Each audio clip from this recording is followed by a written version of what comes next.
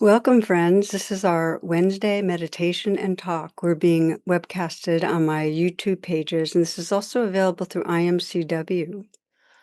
So we'll begin with our meditation as we do, and you might take some moments to find the posture that will best support you in being relaxed, at ease, alert.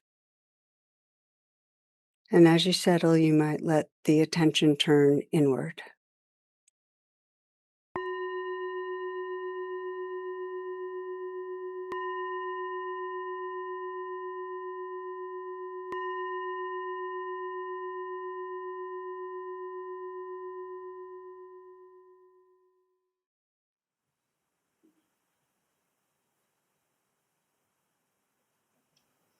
Let the attention gently scan through your body, just to notice if there's any part of you that wants to let go a little right now, any part of the body that's in some way tense, tight, holding.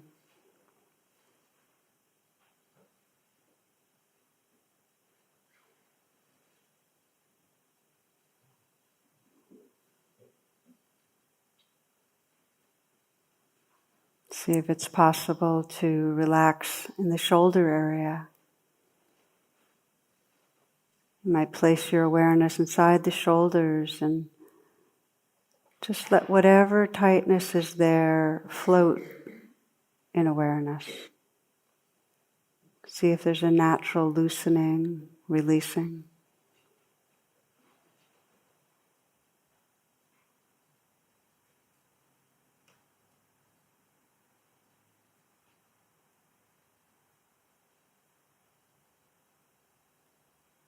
Let the hands rest in an easy and effortless way. You might soften the hands.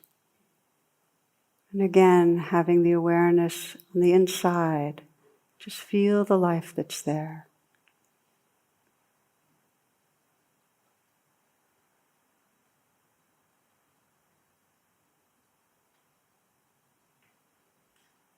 Let there be an openness to the chest.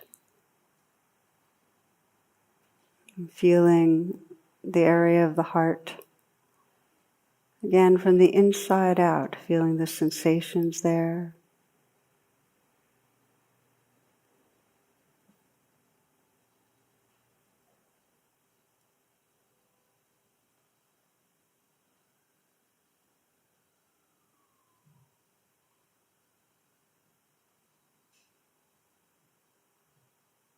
Loosening, relaxing through the abdominal area.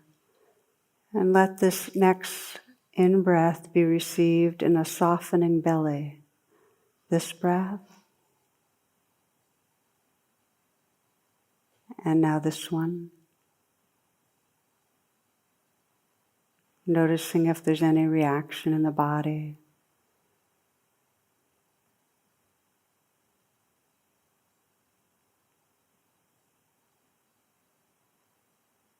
And continuing to scan down the body.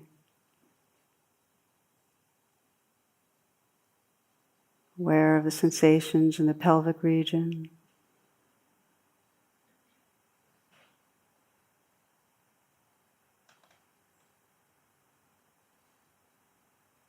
Aware of the places of pressure, warmth, where there's contact. Your hands on your thighs, your bottom on the cushion or chair, your feet on the floor.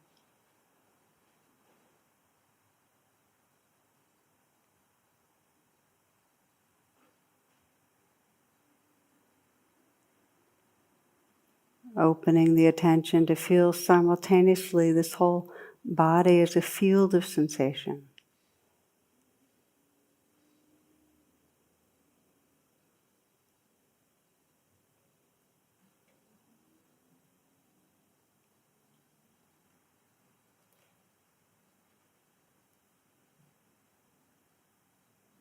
And discovering in the midst of this field of sensations, the simple movement of the breath.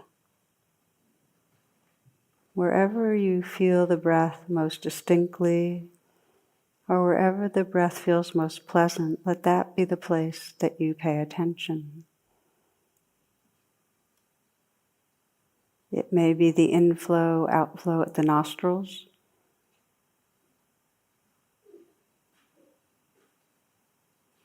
Maybe the rising, falling at the chest.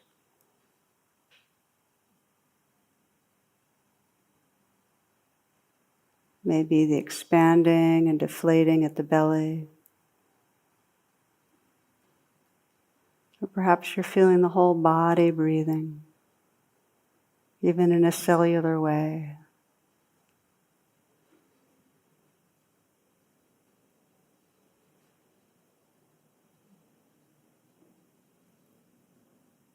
Letting the moving sensations of the breath be in the foreground.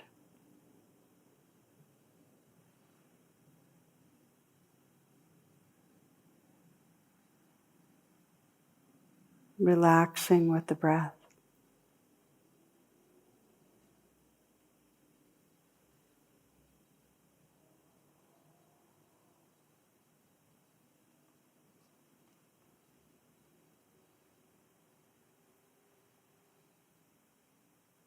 See if you can notice the beginnings and endings of each breath.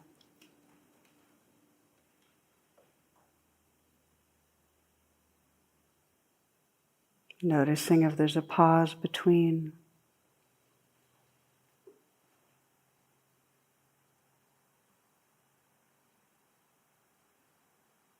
Not in any way controlling the breath.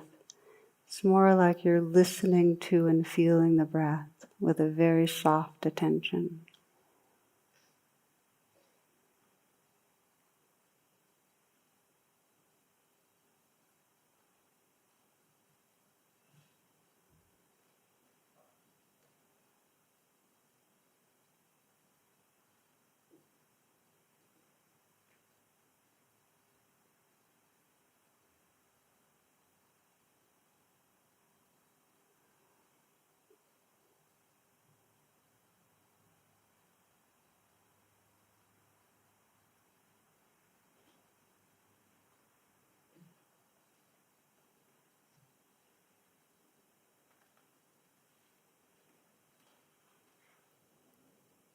It's the nature of mind to get lost in thoughts. And it's also our capacity to notice at some point. So when you notice that the mind has been off on a train of thought, let that be a wake-up to pause. You might even note thinking. And gently relax back, landing on the next in-breath or out-breath, rising breath or falling breath.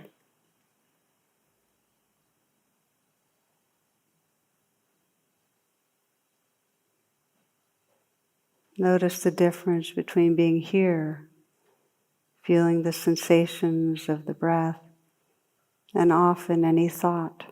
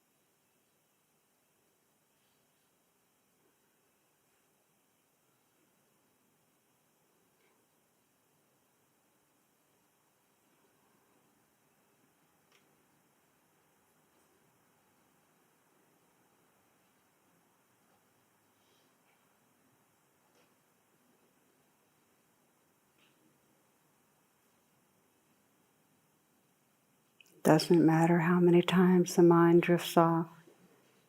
You're building a muscle for homecoming. Without any judgment, just noticing when there's been planning or worrying, thoughts of the future, the past. And gently relax open again, perhaps aware of the sounds around you.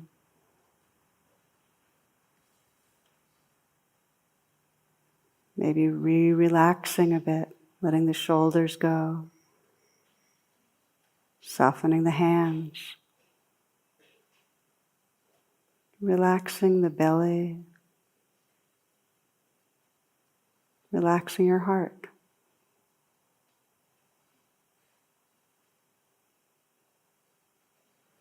Arriving again with the movement of the breath,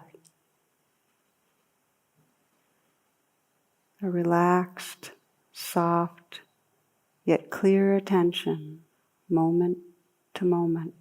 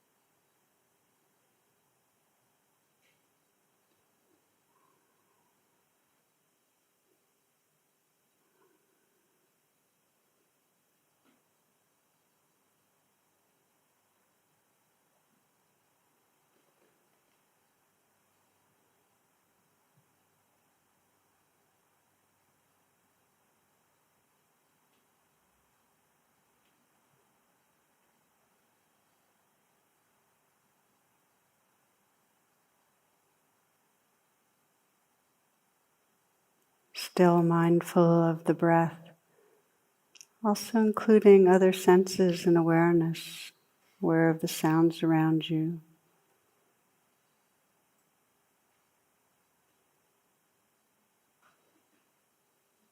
Aware of the play of sensations in your body.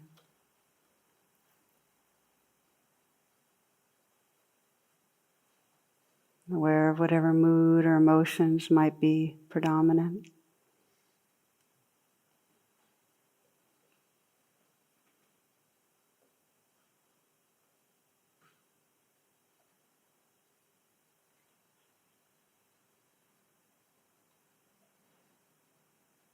An awake awareness, just including whatever is calling for your attention, moment by moment.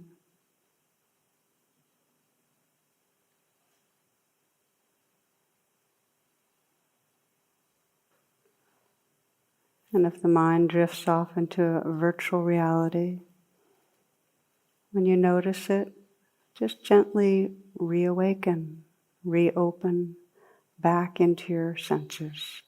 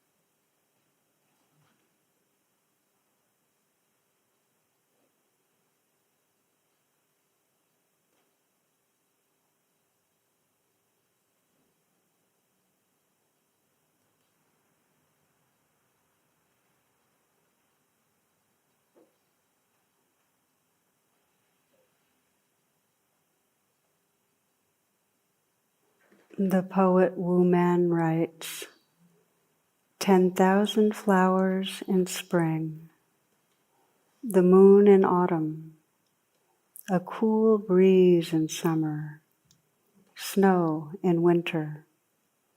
If your mind isn't clouded by unnecessary things, this is the best season of your life.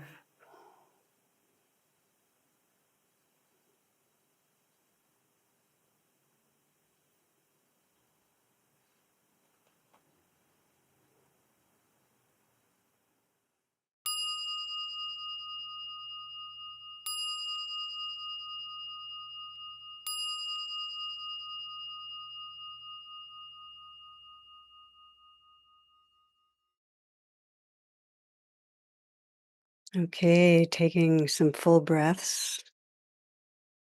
If your eyes are closed, opening the eyes, moving around a bit. And as you do, as we make this transition, I'll make the announcements for this coming week. I always invite you to my website, tarabrach.com, for virtual offerings. And there's two in particular I want to name. One is on December 7th, Sunday, December 7th.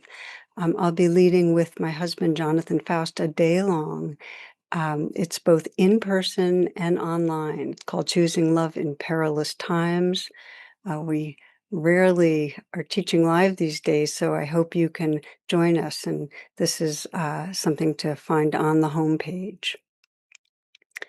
The other is I am going to be offering a year-long program starting January 2026.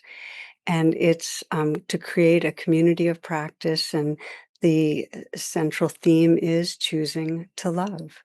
And this is geared towards those with a bit more experience, those who have meditation practice and are familiar with rain. Again, please go to my homepage for more information and to enroll. Please check imcw.org for our live stream offerings offered by local teachers, and the shared experience sanghas coming up are for seniors, Café con Leche, that's Spanish English, Teens of Color Mindfulness Group. Each week there's a mindful dialogue that's held at 8:30 on these Wednesday nights, and the call and information is tarabrach.com/class. I also each week remind you about dana, which is the Pali word for donations. The way we operate really is offering the teachings and the meditations freely, and your donations help us to keep going. So I want to thank you in advance for whatever you're able to offer, and the links can be found in the description. Okay, now for this week's talk.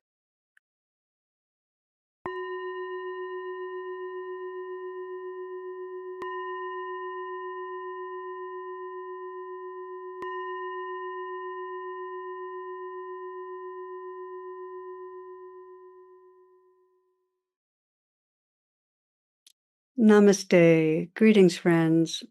A couple of weeks ago, I did an interview with Tami Simon, dear friend, founder of Sounds True, and our topic was really juicy. It was the intersection of spirituality and psychology. So that's the conversation you'll be hearing today, and it's in honor of World Mental Health Day this October. And we're joining with BetterHelp to thank the therapists in our world. And I'd like to particularly thank the growing number of therapists, and I know many of you are listening, who support people in waking up mindfulness, self-compassion, compassion for others. These qualities our world so sorely needs. So BetterHelp is sponsoring this conversation and has brought greater ease and healing to millions of people by matching them with therapists from their network of 30,000.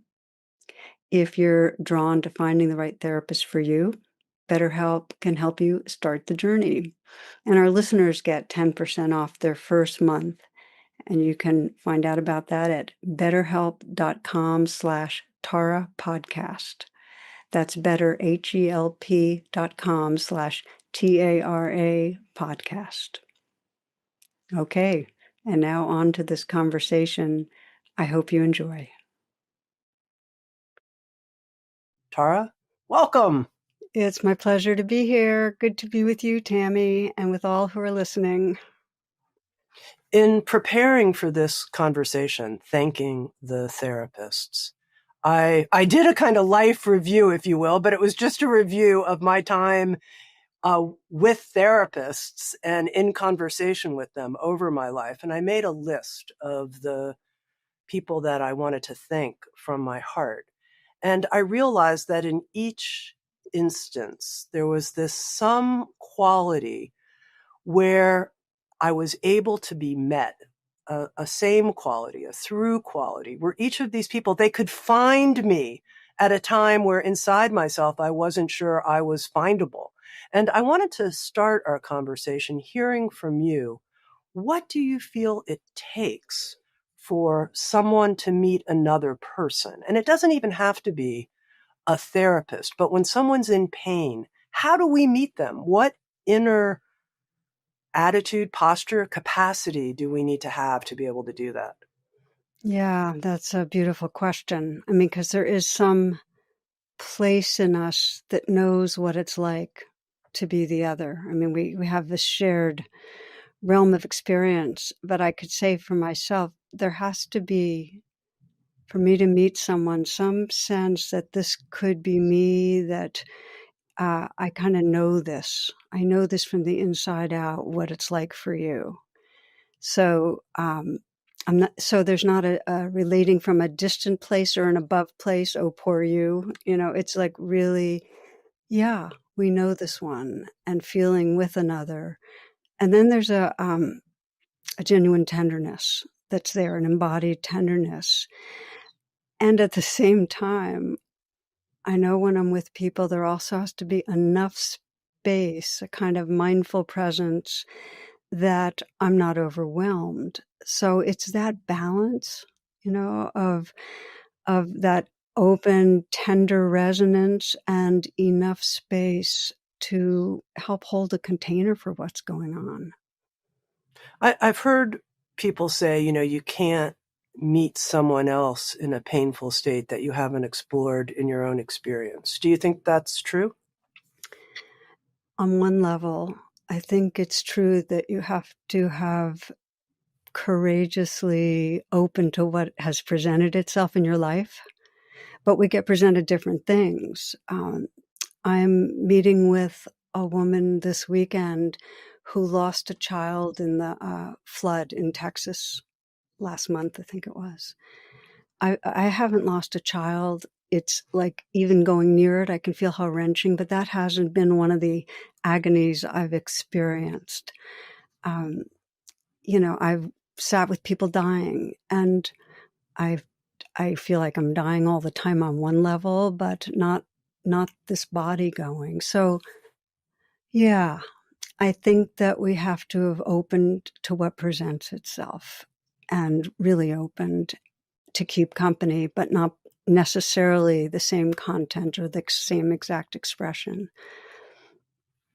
This is a bit of an oddball question, but it's something in my experience, which is I know when I'm looking to share something inside of me that's really difficult with another person, part of what I test out is how big is their holding space. Like, can I sense that it's at least as big as what I'm bringing forward? It's almost like an energetic field, and I need to sense that in them in order to come forward. Otherwise, I just won't do it. It's not the right place for me.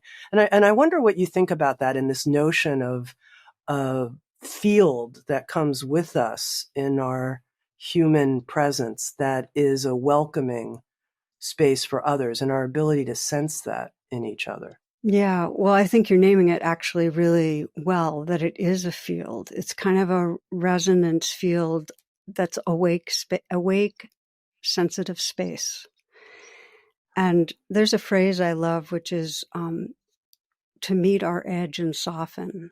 It's like, can we, when with whatever arises, is there that kind of capacity to allow it in a really unconditional way, in a really courageous, unconditional way. And so, like you, when I'm with others, I just sense how much is allowed in that field. Is it a wide open, accepting field? Because we pick up really, our antennas are up for judgment and for capacity, and it's just not safe enough. Or we won't sense it as valuable if we don't sense that capacity. One of the things that I'm extraordinarily curious about is the notion in that openness of being open in awareness and being open in what I've heard more and more people in the mindfulness field refer to as loving awareness. Like we're bringing loving awareness, not just awareness, to this conversation or challenge to ourselves. And I notice when I hear those words, when I hear awareness, I get kind of big and vast and sky-like. And when I hear loving awareness, it's a very different quality. Actually, when I'm like, oh, I'm going to bring loving awareness, I center more in my heart. There's a warmth. And I'm like, okay, how does someone like Tara see this? And are you intentionally invoking quote unquote loving awareness? Yeah, first of all, I'd say it's not an intentional evoking. It's a spontaneous response. But maybe an imperfect metaphor is that many of us go to is an ocean with waves, and that the ocean is the formless awareness you talked about that has its own, it's just vast and empty and formless. And yet there's waves in the ocean of form that arise. And so that when awareness is attending to waves, okay, when awareness is attending to the arising or passing of a wave, it cradles the wave. Awareness realizes the waves belong. And that sounds like that a little bit gives it more of a personification, but awareness senses that waves are an expression of itself. There's a natural belonging, and the felt sense of that is love.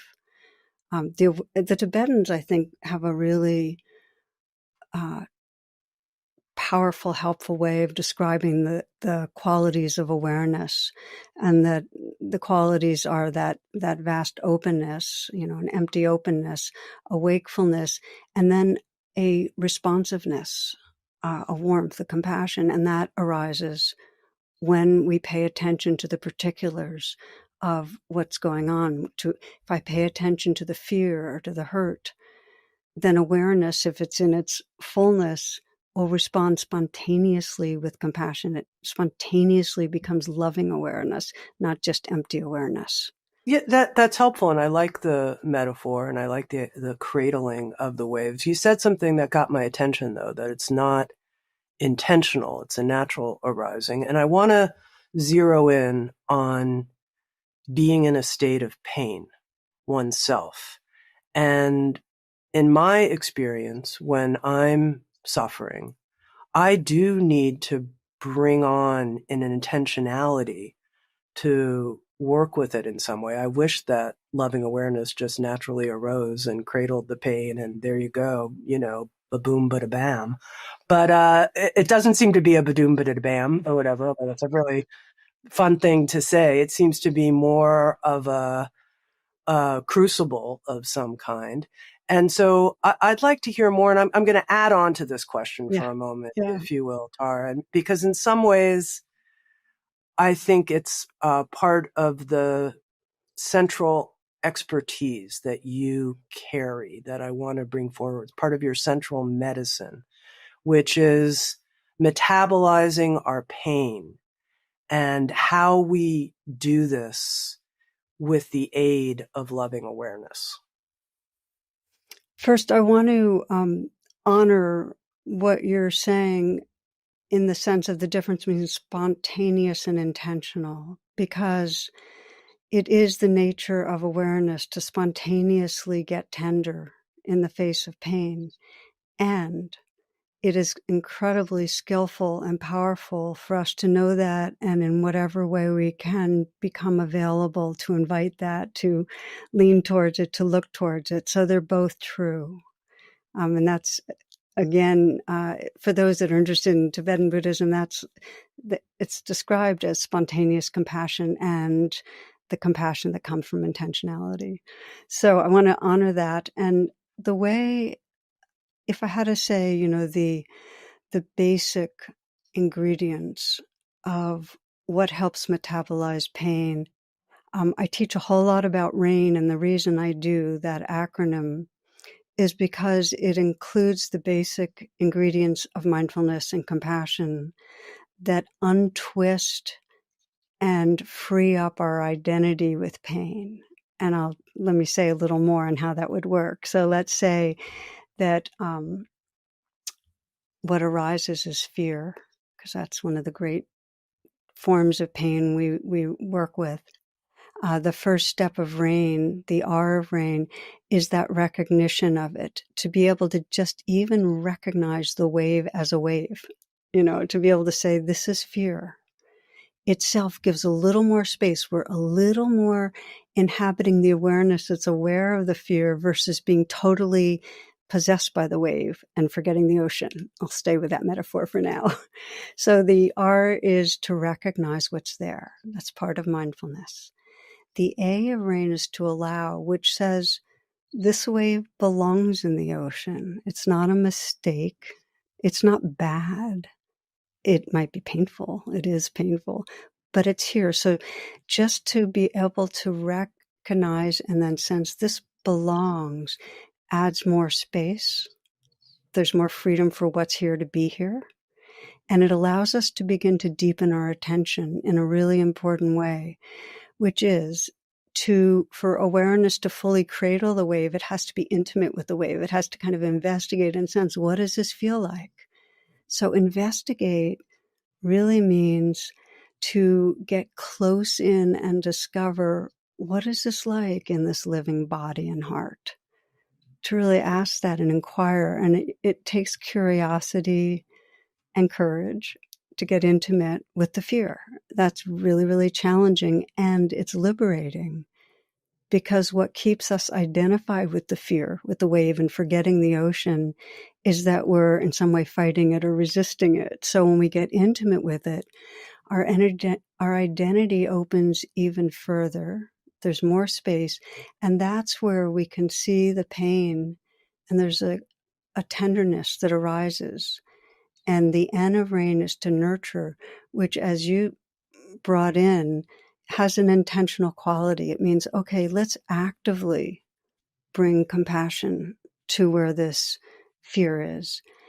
And in the moments of that compassionate presence, our identity gets freed up from I am fear, fear is me, to more the sense of being that field of compassion that's holding the fear, being the ocean versus the wave. And the end of RAIN is really what I call after the rain, which is more just, where does that leave us? That we have a more true sense of what we are, that our identity is no longer hitched to a wave, but rather we're resting in a more open space of awareness and tenderness. So I hope that's helpful. It is, and it's not. And I'll tell you the part that it's not. Yeah. The part that it is that the RAIN practice I found tremendously helpful in different moments of my life. But then the part where it's not is that I've found more and more that when I'm really suffering, a word that I could use for it is I'm overwhelmed. Mm. Like I no longer, I'm outside the window, you could say, the window of tolerance, the window of my capacities, the window of my to practice the RAIN practice. I'm someplace else. And in that place, I need more like someone to hold my hand and squeeze it, or like something else. And I can't go through the 4 steps and do that. It's not, I'm like, okay, now I'm going to do the 4 steps, really. Like I don't have it. Yeah. On tap in that way. So I wonder if you could speak to that overwhelmed Yeah. place where I think people find themselves when they're really suffering. Yeah. So as with anything, there's different pathways depending on where we're at. And we might need an emergency bypass of the steps and instead go directly to reaching out for comfort, for nurturing. And what I have found with people is that if you prearrange, what helps you when you're really, really overwhelmed, when you're really scared, when there's a sense of the background of trauma creeping in there, what helps you to reconnect? What helps you to remember some larger, safer space of connection? And so I investigate. And so I would say to you, Tami, um, if assuming you're not overwhelmed right this moment, what have you found that in some moments begins to give you a little more sense of safety and connection? Well, I think that's where connection is the key word. And this theme that we're weaving through our conversation of thanking the psychological and spiritual mentors in our lives, that's actually, I think, one of the great gifts is just, and something that we can offer to each other. And I try when I'm not overwhelmed in all those other spaces to offer it to other people, which is just this, I'm here for you. I'm here with you. I'm here with you. I feel you. I sense you, that connection. When I feel that in a really genuine way, not just the words, but it's more a kind of sensing heart resonance with someone. That's the number one thing that helps me. Yeah. And if you think of a young child, what does it most need when it's freaked out is to be held. And so that is the most direct way, somatically, emotionally, on all levels, to restore connection is with another being. And it's the power and beauty of therapy, is that when we feel that companionship, we're not so alone. We are feeling enlarged belonging. So it is relationship. Because often people are stuck without another person there, then it becomes really helpful to find, well, what are your pathways where you can invoke another person's presence, when you can learn actually, and it's very powerful to do, to really feel that others are there, that you're belonging when you don't have that access. And so even in therapy, I think one of the things really good therapists do is, which is really empowering, is help clients find those pathways to feeling that larger belonging and companionship without having a person there. So it's a real both end in this case. And for many people, even just the word prayer really makes a difference. Like if they feel utterly stuck and overwhelmed and then in some way ask for some larger loving presence to be with them. And it might be the presence of their grandmother, or it might be a spiritual figure, or whatever. That longing to have that companionship actually is like a bridge to belonging. Expressing that prayer actually helps to call in and invoke that loving presence. So I think we need pathways, all of us, to be resilient, because overwhelm is, so many are feeling it. I like that a lot, Tara, that notion of prayer, because it seems like there are all kinds of inner ways, as you said, even without another physical person present, that we can create that quality of being contacted and held. And the inner visualization and invocation, it's amazing how well it works if you're really in it, if you really feel that sense of a holding presence, as it could be in prayer, with a form of a greater compassionate whole. But I found even invoking certain friends Yeah. and their love of me, or my wife, or petting the belly of my two beautiful dogs, even from a distance. It's almost like even from a distance, there's some quality of the presence of the other that's truly there. Isn't it's beautiful? And here's the thing that I did a talk recently on the power of imagination, is it's actually a skill we develop. And it is every bit as powerful as the actual presence of someone. I'm doing a whole program on grief right now.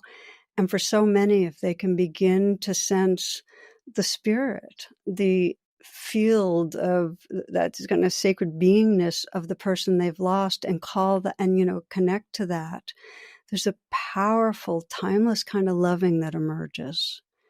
And sometimes it takes somebody to die to be able to tap into the formless spirit, but you can use your imagination and find your way there. So I feel like part of our training in terms of waking up is to strengthen that capacity. And how do you suggest people strengthen that capacity? To take what already gives them some sense of some tendril of connection, wherever it is, whatever it is, with my dog, when I lean against a tree, when I think of dear ones, and to practice in my own mind, sensing that, and then going past the actual object, like in the sense of, okay, I'm leaning against a tree, and feel the feeling through my body, an embodied experience, and then let that be as big as it is. So it's really going from the activity with another to the field of loving, and just practicing it over and over again. As we're talking, what I'm reminded of, and I'll just be brief here, but as a alienated teenager, I remember reading a short story by Carson McCullers called "A Tree, a Rock, a Cloud," and it was this tendril of connection in a tree, a rock, a cloud, before even connecting with human beings. And I thought, there you go, Tami, a tree, a rock, a cloud. Start there. I love that, because when we are most undone, it can be the hardest sometimes to imagine a human loving us or being with us, that because we're turned on ourselves. And it's often easier with the dog or the tree or the rock or the cloud. So that's the power of finding that tendril and then building it. Yeah, I love this word, tendril. Yeah. Too. Me too. Beautiful. Yeah. One lock of hair, just hold on to that one lock. It's got the whole world in it. Now, I promised our listeners we were going to talk about the intersection of psychology and spirituality and practicing from that place. And there's a lot of discussion about this, dialogue. Is that a psychological approach or a spiritual approach? Which one? Are they woven together in some way? Are they separate channels that we can work on? And I'm curious how you see it. All right.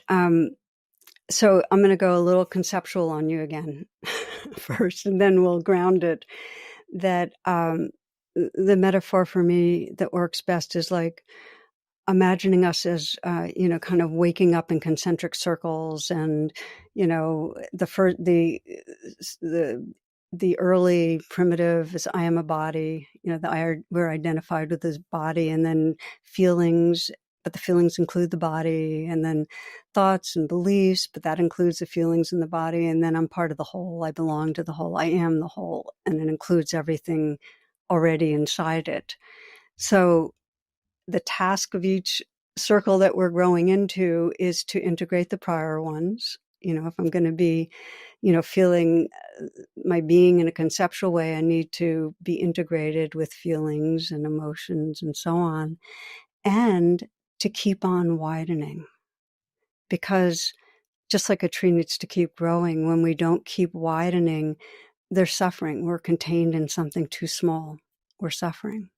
So most of us have a pretty familiar identity with the kind of egoic self, with the mental self.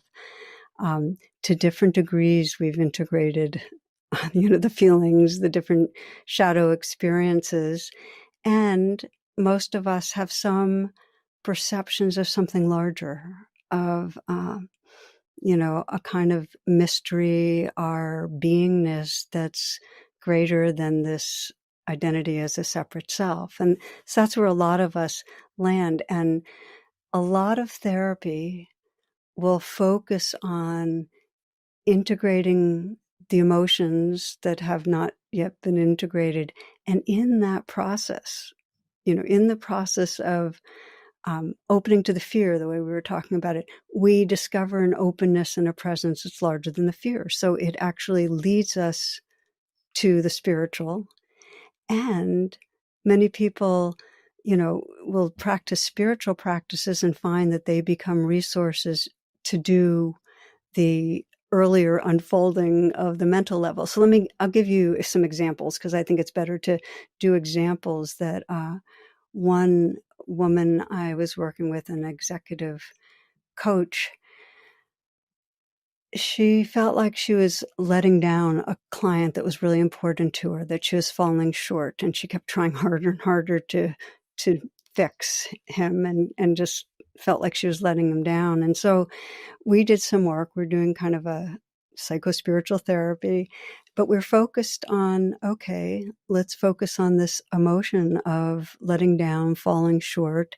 And what she got down to is this deep belief and feeling that I'm only lovable if I'm helping, if I'm providing some value. And it opened her to a kind of soul sadness. She could see the landscape of her life and how many relationships she didn't really trust she was loved and couldn't really feel intimate. And it brought up a lot of self-compassion, where she could, and I put my hand on my heart, because, just start offering her self-care, like trust you're lovable, trust you're lovable. And so for months, that was her practice. And what happened over time, and she really became aware of it, is that space of compassion that was holding the hurting part became more clearly who she was. It's like that field of compassion is more the truth of who I am than any narrative, any story. And so her emotional work very explicitly enlarged her sense of spiritual belonging. So that's an example on that level. I was thinking, like you are, of the therapists I've worked with. I had a therapist who was also a meditator, and we'd meditate together. And when I was stuck, he would help me invite forward my most awake heart. It was really a blessing. And it was also a blessing to be processing in a field with another person, because that deepened my sense of, oh, okay, this isn't like a self that's alone. I also have seen in this kind of what we're really talking about, the interacting domains of ego and spiritual. I've been offering a lot of workshops where the format is that people will share different things that are going on, and we'll do some work together in a larger group. And it's really powerful to see just this mix we're talking about waking up through the shadow. And just last week, just looking at how much spiritual practice helped in that waking up. One of the men who I worked with, he's Mexican, an immigrant, legal immigrant.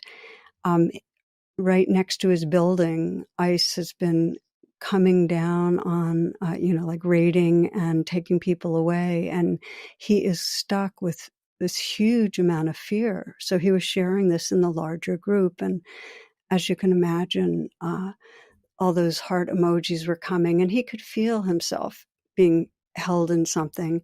And I asked the question you and I were just talking about. I said, what gives you the kind of tendrils of connection when you're on your own that helps you to be with this fear? Because it's traumatic fear.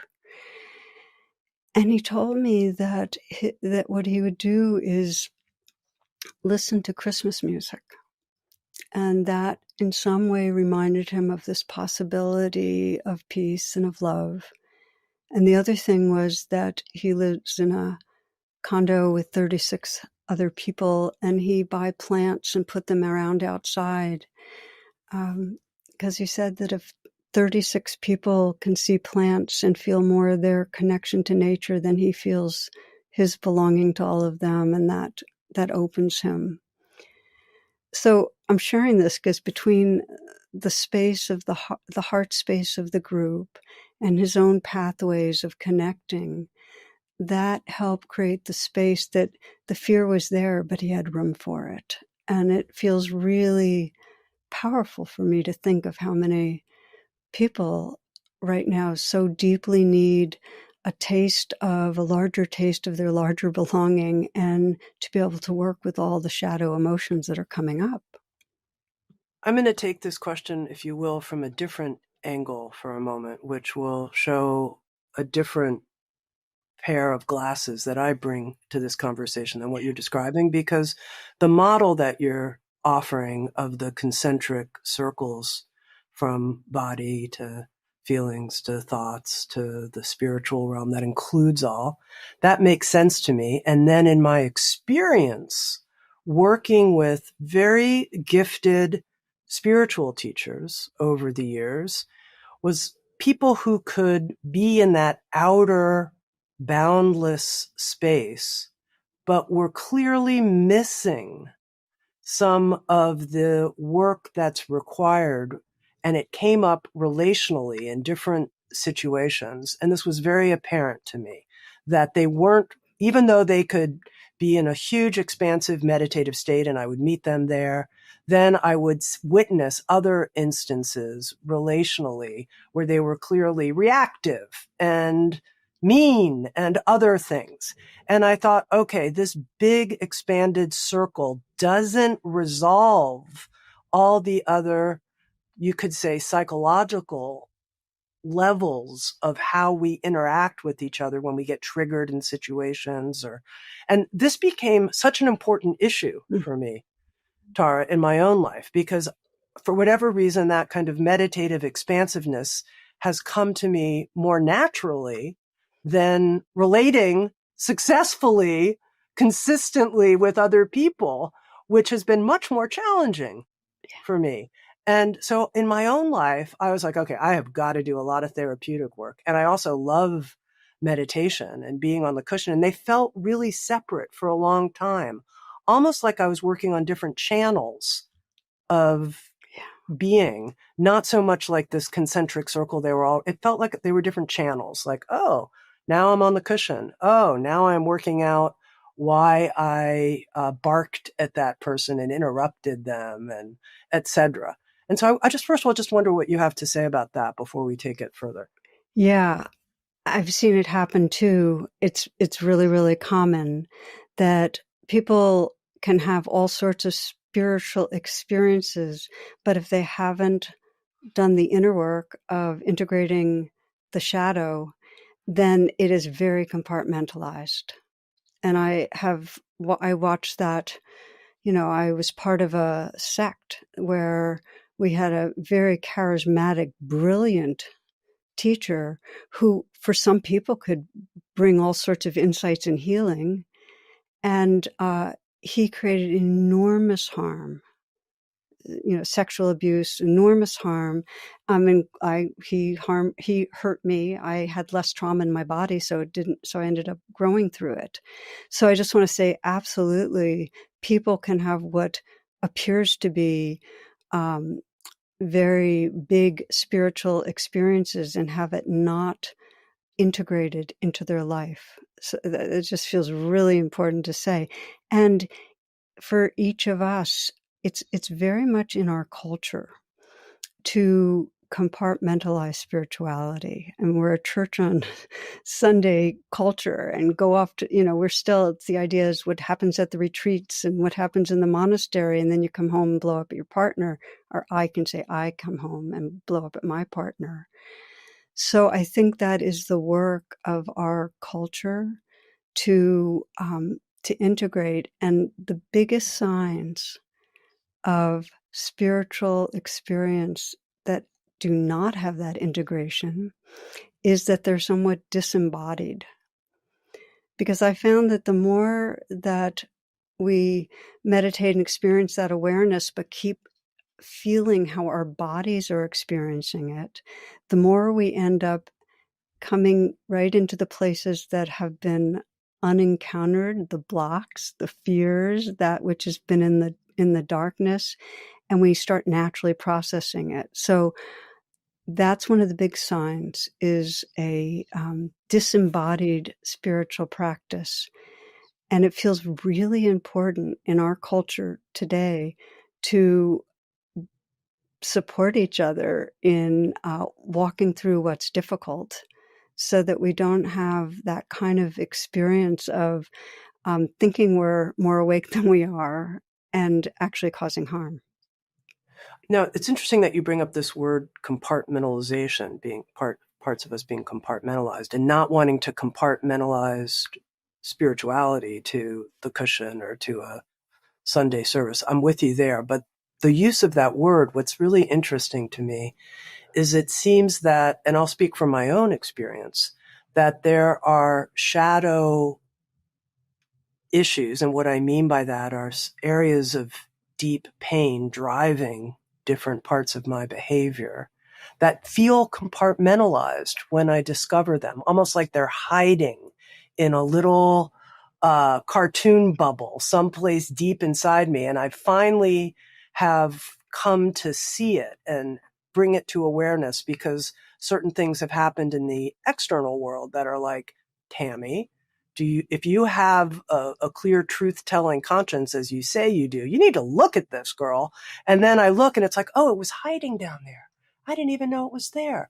And I'd love to hear from you, because this is my inner experience, but I don't have a psycho-spiritual explanation exactly that I'm 100% clear. Oh, that's how that happens. And I wonder what your view is of that. These, little cartoon bubbles of hidden pain Yeah. that are driving us. Yeah. I feel like a lot of us have that, and we haven't gotten at those pockets because our habits are designed to keep us from paying attention to what's difficult, our day-to-day habits. And if spirituality is considered something that we're doing on the cushion or in the monastery, as opposed to something that we're doing or exploring, how is this living in this relationship right this moment, or in the way I'm working, or in the way I'm eating, or in the way I'm serving. In other words, if it's compartmentalized, it won't unearth those pockets. So in the moments that we actually bring spirituality into daily life, we start seeing all sorts of things. And for me, one of the big ways, one of my practices that really was incredibly revealing, was to have this intention to pause anytime I found myself judging in an aversive way. So this isn't on the cushion. This is like, go through the day and I start running thoughts, pause. And what I started finding was, the first thing that I noticed when I'm judging is, that somebody else is wrong. And if I could make that U-turn and say, well, what's really going on inside me right in these moments? Oh my gosh, I started finding all these layers of untended insecurity and needs that I just had not been having my eye on, a whole gold mine. So I had to bring spiritual practice to my relationships. Like, I had to consider this a spiritual practice, watching judging. And I just want to say that it's really helped to do that, and also do that with a therapist, so that you bring those daily life situations for deeper witnessing and feeling and opening into the therapy situation, because we have such a habit of avoiding what we don't want to feel. And it gives us more safety and more encouragement, more accountability to explore them with the companionship of another. This judgment example is really powerful, Tara. And I'm curious, what did you discover about what it was that you didn't want to feel in pausing because if I think to myself, it's something I've actually been starting to do, but I notice I don't like doing it because I enjoy judging so much. So I'm a little bit like, really? Now I have to drop this one too? This has been so fun, this little jag that I'm on. But I come back and think, what's really going on here? But what did you discover about what you didn't want to feel? Yeah. It comes down to fear, but different versions of fear. One form is some basic narcissism or need to inflate myself and be better than. That I need to be special, I need to be better than. And so there's some way, this habit of putting others down. But a deeper one, in a way, is, let's say, with all my judgments around what's going on in our world, in our society, is that when I'm judging, when I'm angry, when I'm blaming, if I really pay attention to it, underneath that is fear, of what's happening, and a sense of powerlessness. And I don't want to feel fear and powerlessness. So that blaming gives me some sense of control. But if instead of blaming, I let myself feel powerless, feel despair, go into grief, which is underneath all of that, I end up landing up in a place of caring, because I'm grieving a loss. There's something that I love, that I care about. So what I have found is that if I can do the U-turn from judging and anger, it brings me, because whenever we're angry, there's something we're caring about. It brings me down to care, and then I can respond to my world from a larger place. That's really helpful. Does this work with self-judgment as well? And what have you found underneath that you don't want to feel? Yeah, well, self-judgment's the same thing in a way. It's that there's an insecurity that if I don't change, I'll never be lovable, I'll never be okay. And when I can see that, there's a tremendous amount of tenderness that comes up. When I can see how much that runs the moments, that I have to be different to be okay. If I can get to self-compassion, then there's a sense of a larger beingness, that it's like my spiritual heart can hold my human heart, and I'm not so identified with the deficient self. So that's the kind of pathway there. You mentioned, Tara, that you've been working recently helping people with grief and bringing, if you will, and I'm going to put this language now forward, a psycho-spiritual approach to working through grief. And I wonder, for someone who's still asking this question of, well, what would be the psychological part of working through grief, and what would be the spiritual part, and how would you see them supporting or coming together, how you see that? Yeah, no, that's actually a really good question. We will avoid grief until we can't avoid grief. And so there's the standard ways we avoid it, but they're actually really big. We have grief about a lot of stuff. It's not just the official stuff we grieve, but there's just the loss in our world as we've known it, the changes in our environment. There's all sorts of levels there's deep sadness underneath, but we don't go there because we have these patterns of trying to stay away from pain. And the big ones that we use are anger, blame, negotiating, numbing, depression. So often when people are working with grief, they're actually working with those emotions that are showing up instead of grief. They're working with the numbness. They're working with the depression. They're working with the anger or anxiety. So often the first step is to be willing to bring attention there and to say, this belongs, this too, make room for it, and really bring that tender presence so it can unfold itself. And if we let it unfold itself, we'll find underneath there's a sorrow. And the teaching is, like Francis Weller, who wrote a wonderful book on grieving, that we become an apprentice to sorrow, that sorrow becomes a portal that actually reveals to us a very timeless kind of loving. But we have to go through it. We have to be willing to feel it. And that's for all of us. All of us have layers of sorrow and grief that need attention and actually have an enormous, beautiful, underneath it, field of loving that we can open to.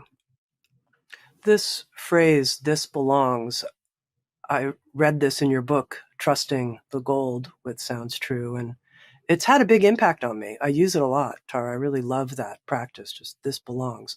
I wonder how you apply that in our world today.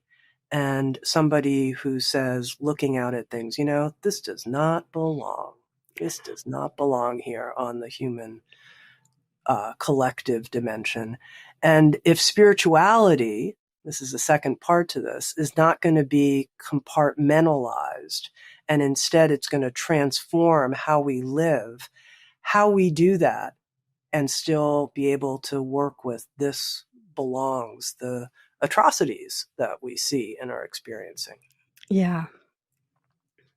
Yeah, I got a similar question with radical acceptance. Like, how do we, what does it mean to Sure. accept the atrocities?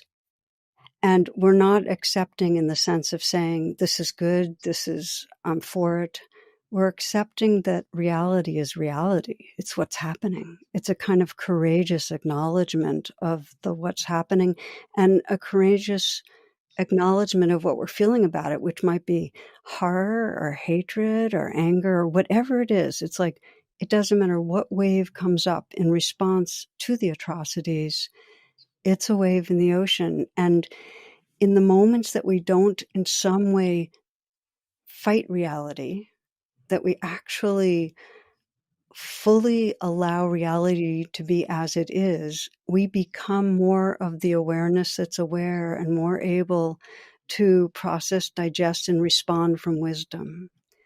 So we take it to what's going on today. There's not a day that goes by now that I don't go into a trance in some way of reactivity, where I don't read and hear news and go right inside the narrative of good guy, bad other. And so for me to be able to keep pausing and sensing my anger, my blame, my horror, what's going on, and say this belongs, immediately gives space for what's there and allows more room for presence with what's there. And then I can do that process we talked about before, where I can get down to where I care. But if I fight it and say this shouldn't happen, I've basically lost access to any possible connecting with a larger sense of being. When it comes to thanking the therapists in our world, I know that a lot of therapists, people who are my friends, not only like you, are they suffering every day in some form of finding their way of working with the news reports so that they can be heartfully present. But then the people that are coming into their therapy sessions are not in this individualistic way isolated from the collective evolution that we're all going through. And I think this is an important thing to talk about, how much of what's happening in the world is present in the therapist's office. And I'm curious how you see that. I feel like one of the biggest challenges and delusions in Western therapy and spirituality is this idea of a separate self on its path to healing. What we're waking up to is that there's no separate self here, and it's a belonging that can either be described as completely connected with everything or everything itself. We're either the whole or we're waves that interrelate with the whole.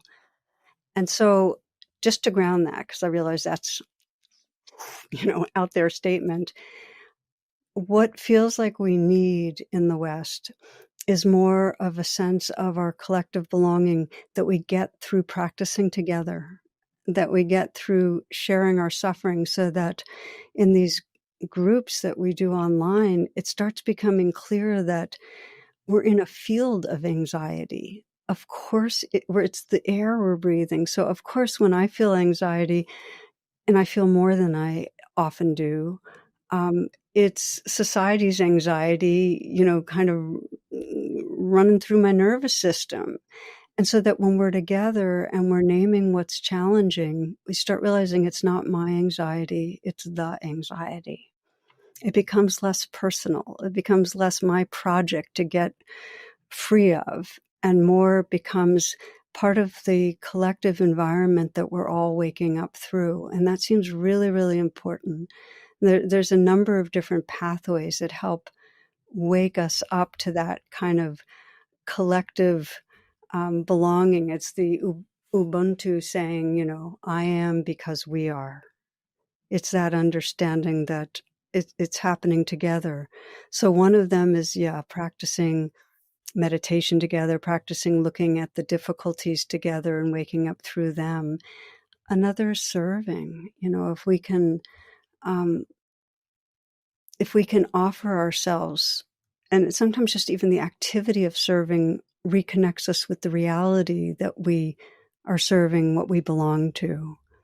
And I'll share a quote with you that I actually pasted in here so I could read it, that I thought that I just ran into and loved. It's by John Rodell. He says, "Whenever I feel helpless in this overwhelming world, I become a helper.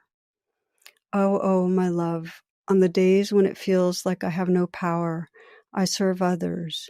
You see, whenever I wash the world's feet, my hands immediately stop shaking."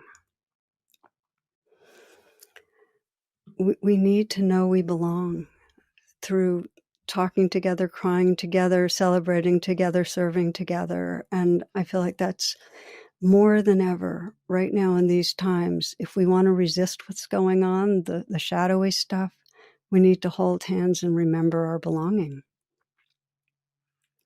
One of the things that's occurring to me is the teaching that it's not a person that quote unquote wakes up and becomes an awakened separate self individual, but that the more we open to that spiritual dimension, the more we know our wholeness with everyone. And I'm saying that in this context because then you're walking into a therapist's office or having a meeting. And this is one of the things I even look for when I'm working with someone is who's the self they're working with? Are they seeing it as this sort of separate, isolated, Tami story? Or is there an appreciation of the web of interconnected life and full force aliveness that's coming forward to the conversation? And I'm saying that because it changes everything in a way. When you're looking at, the whole talking to the whole in two different locations of beautiful individual expression, but still the whole, it changes the whole meeting and conversation. That's right.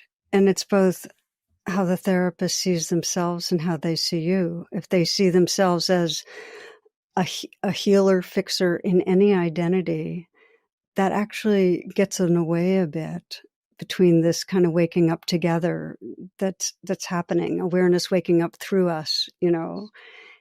The more we hold lightly all the narratives of a self, whichever role it is, the more all sorts of power and majesty can happen. All right. The final question here, Tara, has to do with this desire I have to actually, from my heart, thank the individuals who have done so much inner work that they can be effective as psycho-spiritual therapists in the world. And I think to myself, and this is where it may sound like I'm patting myself on the back, and maybe I am going to go ahead and pat myself on the back here. It's taken so much work. I don't know, from the outside, people might not know or recognize that. And even with all of the privileges that I've had, which are immense, and the exposure to tremendous teachers and influences and all of the support that I've received, which is immense, and I'm so grateful for it, it has also taken so much and takes so much courageous inner work to stay with the open-hearted love, the quote that you read, serving the feet of others and my hands don't shake in the same way. It takes a lot of continual showing up. And I wonder how you relate to that when you hear me say that. Well, I actually love that you're saying it because showing up has a lot of different dimensions.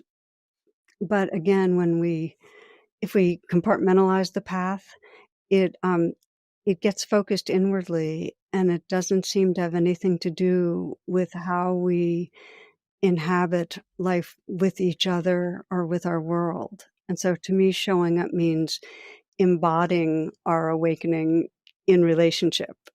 And the reason I makes me happy that you bring this in is because this is the dimension that I feel we need to bring more and more consciousness to right now, which is um, that as much as there's the inner work, there's how it is then manifested and how kind we are, how much we're in some way let ourselves feel brokenhearted about the world, and then in whatever way matches who we are, show up, whether it's writing a poem or writing an editorial, it doesn't matter, that we in some way are responding to our world and showing up, because we're not fully mature and inhabiting who we are if it's just kept as that kind of inner work component. So, um, yeah, I'm not sure if that's where you were going with this one, but that's what came up for me.